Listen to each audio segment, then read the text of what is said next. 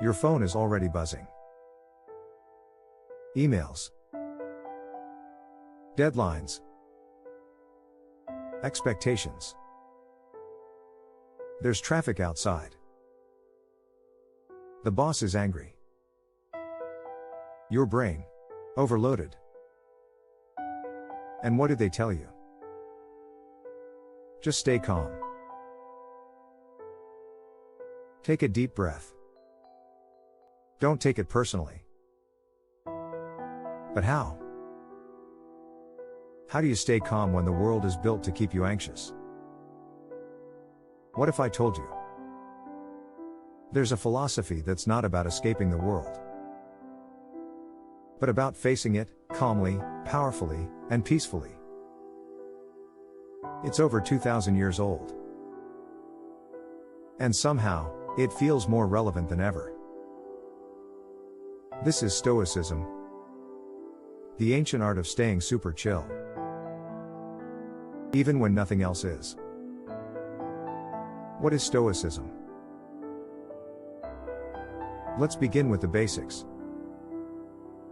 Stoicism is a school of philosophy founded in Athens, around 300 BCE. It wasn't born in a temple. It was born in the chaos of the city. The founder, Zeno of Citium, was a merchant whose shipwreck led him to philosophy. He lost everything and gained perspective. Unlike many philosophical schools of the time, Stoicism was practical. It wasn't about what you thought. It was about how you lived.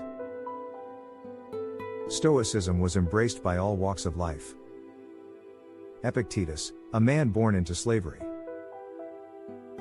who taught that true freedom comes from mastering your inner world.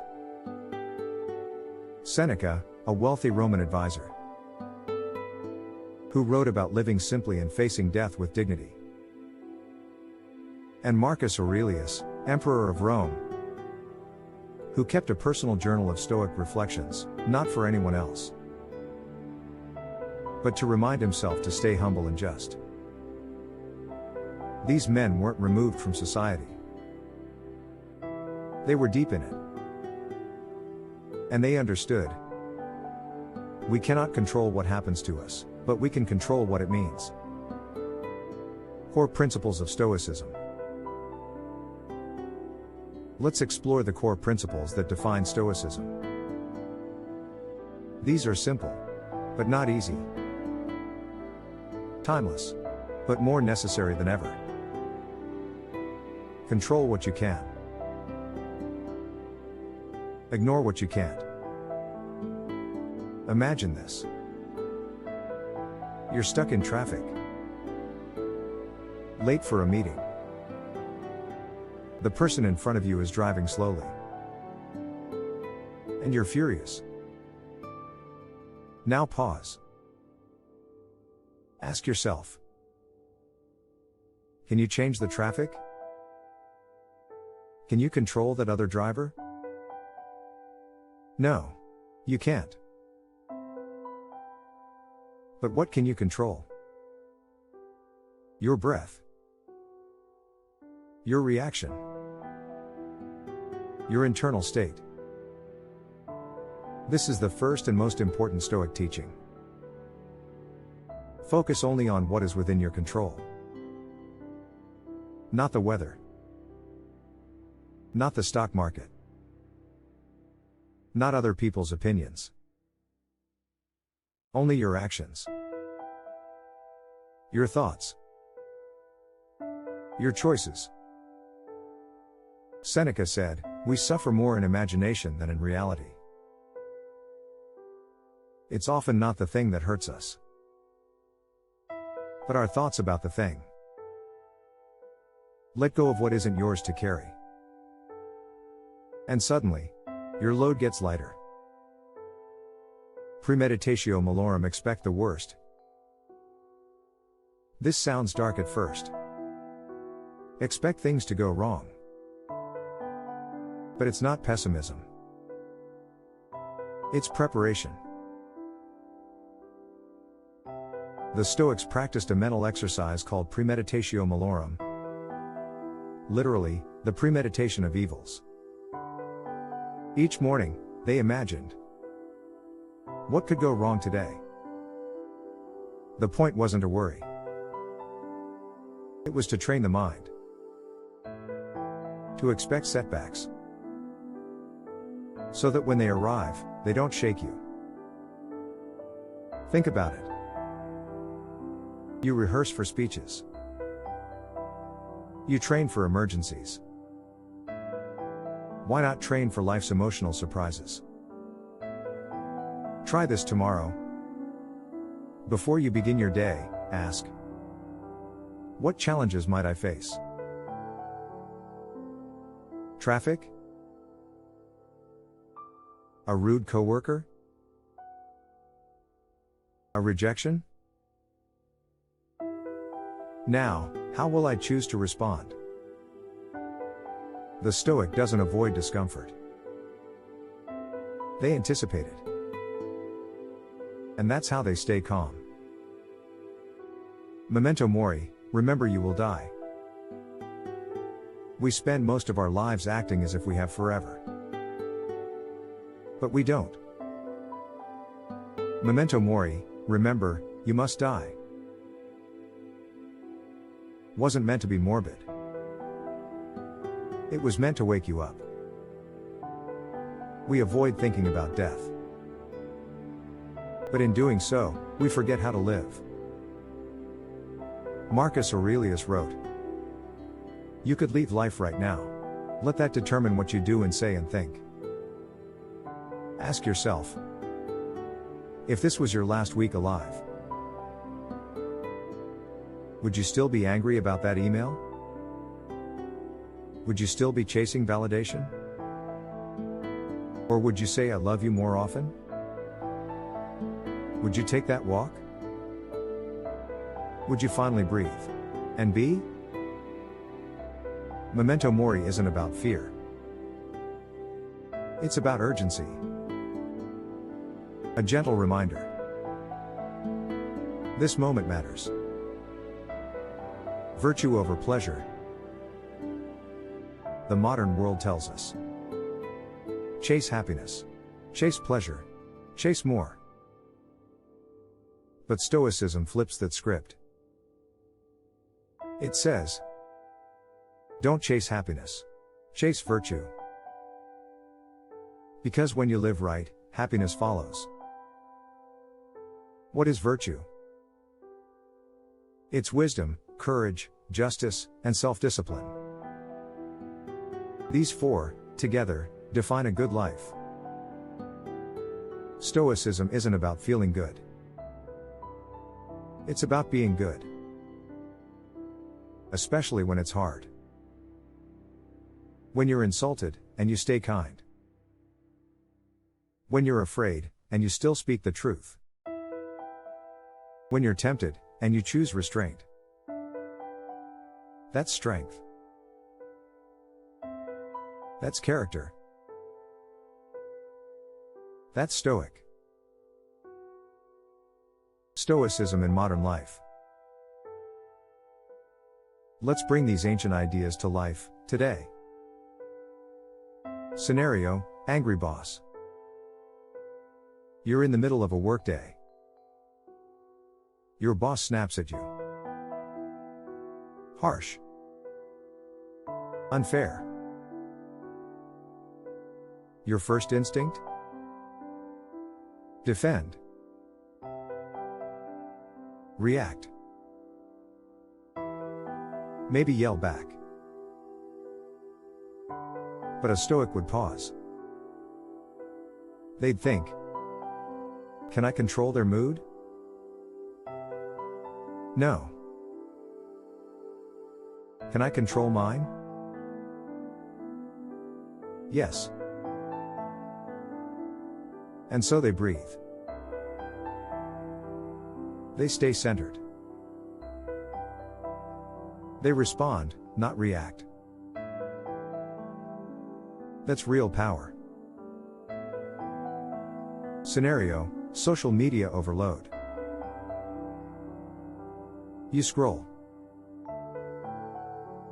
Everyone looks happier than you. More successful. More fit. More perfect. You feel small. But a Stoic knows. This is illusion. Seneca said, "It is not the man who has too little, but the man who craves more, who is poor." Turn the phone off. Return to your life.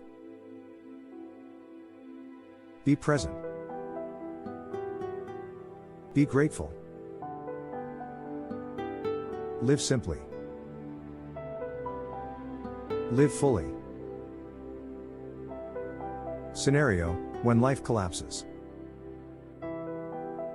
A breakup. A job loss. A diagnosis. The plan falls apart. What now? The Stoic doesn't say, "Why me?" They say, "What will I do with this?" Epictetus was crippled and enslaved. He never complained. He taught that adversity is a classroom. Every hardship, a chance to build inner strength. Modern Stoicism isn't about perfection. It's about presence. Stoic role models. Let's meet some real-life Stoics, past and present. Marcus Aurelius. An emperor. A general. A father. A philosopher. While fighting wars and managing a collapsing empire, he wrote daily reminders to himself. Be tolerant with others. Strict with yourself. He ruled not with ego, but with humility. Not with fear, but with reason. He didn't write for fame. He wrote to stay sane. His journal became a book, Meditations. Today, it still guides millions. James Stockdale, a Navy Vice Admiral. An American fighter pilot. Shot down and captured. Isolated for 7 years. How did he survive? By embracing the teachings of Epictetus. By mastering his inner world. He said, "You must never confuse faith that you will prevail in the end, with the discipline to confront the brutal facts of your current reality." That's Stoicism in action. Modern Stoics. Today, Stoicism is embraced by athletes, to stay composed under pressure. Entrepreneurs, to navigate failure.